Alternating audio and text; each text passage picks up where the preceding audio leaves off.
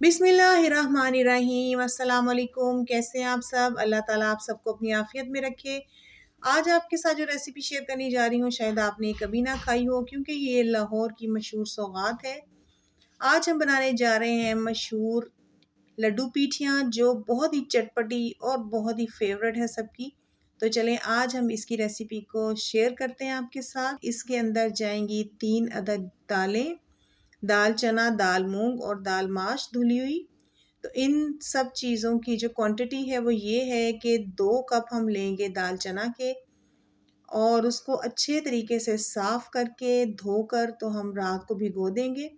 इसके अलावा इसमें जाएगी दाल मूंग, और इसी तरह इसको भी दाल मूंग को साफ़ करके हम भिगो देंगे रात को ही, और दाल माश को भी भिगो देंगे। इनकी क्वांटिटी ऐसी है कि 2 कप दाल चना की लेंगे और आधा आधा कप इन दोनों दालों का लेंगे, और इनको अच्छे से धोकर भिगो देंगे।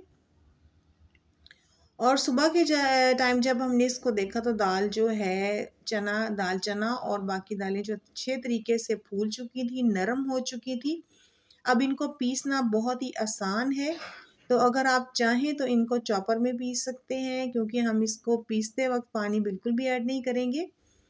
तो इसलिए इसको हम अगर देसी तरीके से पीस लें तो बहुत ही ज़बरदस्त इसका फ्लेवर आता है, बहुत ही जायका इसका बिल्कुल वैसा ही आता है जैसा कि हमें चाहिए। तो इसलिए मैंने इन सब चीज़ों को इस तरीके से पीस लिया है। देखें, इस इतनी बारीकी से पीसा है कि इनके अंदर बिल्कुल भी कोई दाना नहीं बचा, और बिल्कुल इनका पेस्ट बहुत ही अच्छे तरीके से बन चुका है।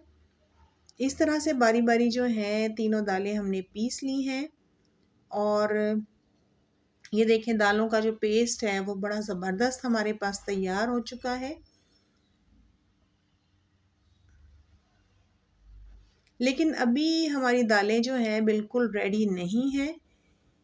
इसके लिए जो लड्डू बनाने के लिए हमें जो पेस्ट चाहिए, देखिए बहुत बारीक पीस चुका है, लेकिन जो हमें पेस्ट चाहिए वो इससे भी ज़्यादा बारीक होना चाहिए। तो पहले हम इसमें ऐड करेंगे आधा चम्मच यानी टीस्पून जो है, हाफ़ टी स्पून बेकिंग सोडे का, और इसमें जाएगा पौना चम्मच जो है नमक का। इनको हम अच्छे से मिक्स कर देंगे। अब हमने करना ये है कि अगर हम चॉपर में ही इसको करना चाहें तो इसको हम थोड़ा थोड़ा डालकर इसके अंदर थोड़ा सा पानी ऐड कर देंगे, ताकि इसका जो पेस्ट है थोड़ा सा पतला हो जाए। तो मैंने इसको इसी तरीके से किया है, दोबारा से मैंने कुंडी में डालकर इसको पीसा है, और इसके अंदर थोड़ा थोड़ा सा पानी भी ऐड किया है, और इस तरह इसको घोट लिया है तकरीबन।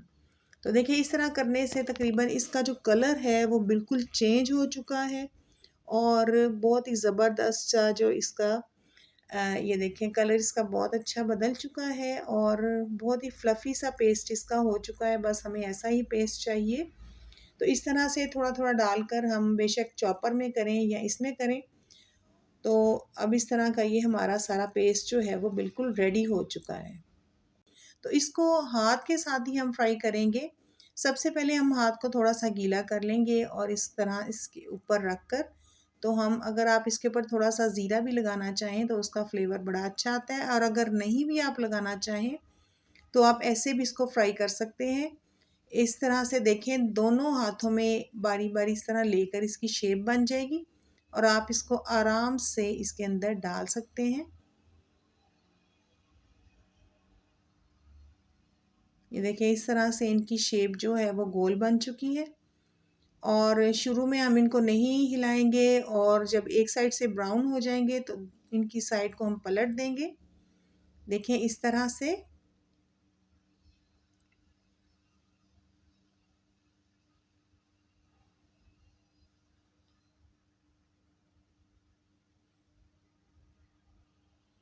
बहुत ही हमने इसको मीडियम फ्लेम के ऊपर पकाना है, ताकि ये अंदर तक गल जाए, और तेज़ आंच पर इसको नहीं पकाएंगे। देखें काफ़ी थोड़ा सा टाइम इसको लगा है, और ये अच्छे से फ्राई हो चुके हैं। अब हम इनको निकाल लेंगे इस तरह से।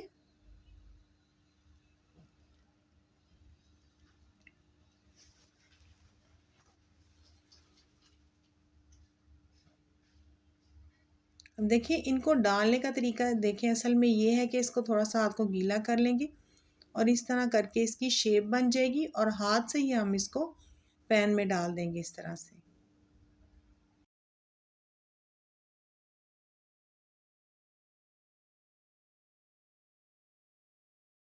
इसी तरह जितना भी हमारा पेस्ट है हम सारा इसी तरह डालकर फ्राई कर लेंगे।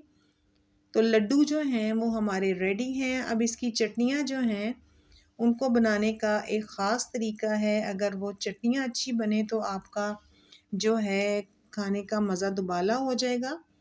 तो इसके लिए मैंने खुबानी ली थी, तकरीबन 200 ग्राम खुबानी थी जिसको मैंने 3-4 घंटे के लिए भिगो दिया था। वो अच्छे तरीके से फूल चुकी है और तकरीबन 1 गिलास पानी था इसके अंदर। उसी पानी के अंदर डालकर मैंने इसको इसके अंदर ग्राइंड कर लिया है और अच्छे से इसको पीस लिया है। अब हमने इसको पकाने के लिए चढ़ा देना है और जितना पानी हमने इसके अंदर डाला था वो सारा इसके अंदर ही है। और इसके अलावा हम इसमें ऐड करेंगे 1 बाउल जो है वो इमली का पानी और इसको भी इसके अंदर शामिल कर लेंगे और इसको पका लेंगे। इमली के साथ इसका टेस्ट बहुत ज़बरदस्त हो जाता है। अभी फ़िलहाल हम इसमें कोई चीज़ ऐड नहीं करेंगे, इसको खाली पेस्ट इसका बनाना है और फिर हम इस चटनी को 2 हिस्सों में डिवाइड कर लेंगे। एक मीठी चटनी बनेगी और एक पुदीने वाली चटनी बनेगी। देखिए ये चटनी जो है वो अच्छे तरीके से ये पक चुका है इसका खुबानी का और इसको हम अब 2 हिस्सों में डिवाइड कर लेंगे। देखिए आधा मैंने इसमें से निकाल दिया और आधे में डाल लेंगे आधा चम्मच नमक का और आधा कप चीनी का इसमें ऐड करेंगे और अगर आप चाहें तो काला नमक भी इसमें ऐड कर सकते हैं। इसको बस हम पका लेंगे और इतनी देर हमने इसको पकाना है कि चीनी इसमें मेल्ट हो जाए। तो मीठी चटनी हमारी तैयार है। अब दूसरी तरफ हमने दूसरी चटनी को बनाना है। वो जो आधी चटनी हमने निकाली थी उसको हम ब्लेंडर में डालेंगे और उसके अंदर शामिल करेंगे आधा चम्मच नमक का और थोड़ी सी लाल मिर्चें और इसी तरह हम इसमें ऐड करेंगे पुदीना, थोड़ा सा पुदीना और हरा धनिया और कटी हुई हरी मिर्चें। इन सब चीज़ों को हम अच्छे से डालकर ग्राइंड कर लेंगे। तो लें जी मज़े की हमारी चटनी अभी तैयार है, लेकिन चटनी जो थी थोड़ी सी गाढ़ी है तो इसको इसके अंदर थोड़ी सी चटनी को पतला ही रखेंगे, इसलिए इसमें थोड़ा सा पानी ऐड कर लेंगे और इस चटनी को हम अपने टेस्ट के मुताबिक बना लेंगे। तो लें जनाब 2 चटनियाँ हमारी ज़बरदस्त इसके साथ तैयार हैं। इसके अलावा हमने सैलेड बनाया है, बहुत ही बारीक प्याज काट लिया है और कैबेज को बहुत बारीक काट लिया है। असल में इसके साथ मूलियाँ जो हैं उसको कद्दूकस करके तो इस्तेमाल किया जाता है, लेकिन आजकल मूली का मौसम नहीं है तो इसलिए मैंने कैबेज जो है उसकी जगह पे यूज़ की है। तो अगर मूलियाँ हों तो उसको कद्दूकस करके इसके साथ खाने से इसका मज़ा जो है वो दुबाला हो जाता है। तो चलें अब हम इसकी प्लेट को तैयार करते हैं। सबसे पहले इसके अंदर ऐड करेंगे दोनों चटनियाँ और फिर इनके लड्डू रखेंगे इसके अंदर और ऊपर से दोबारा से हम चटनियाँ डाल देंगे और बहुत ही चटपटी और बहुत ही मज़े की डिश जो है हमारी तैयार है। और उम्मीद है कि आपको रेसिपी अच्छी लगी होगी। आप इसको ज़रूर ट्राई करें और अगर आपको रेसिपी अच्छी लगी है तो चैनल को सब्सक्राइब कर दीजिए और वीडियो को शेयर ज़रूर कीजिएगा और कमेंट बॉक्स में बताइएगा कि आपको ये रेसिपी कैसी लगी।